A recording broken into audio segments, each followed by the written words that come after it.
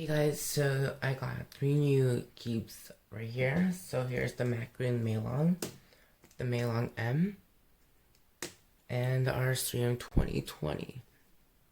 So these cubes are pretty good. The Macaron Meilong is more of a collector's item. The Meilong M is a very cheap magnetic speed cube. It's $6 in the cubicle and $7 in Speedcube shop, I think. And then RStream 2020, everybody has been talking about this cube. So I have all of them scrambled, and I'm just gonna solve them, but with a different method for each of them. So I'm gonna use this ZZ method for RStream 2020. What do you call this? Brew. And then sieve off. So let's get into the solving.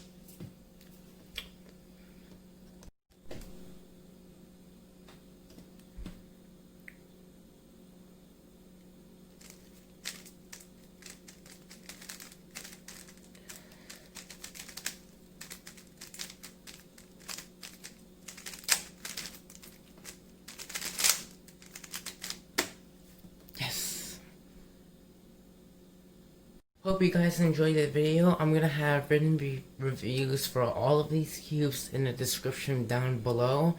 Don't forget to like, subscribe, don't dislike, and that's it for this video. Bye.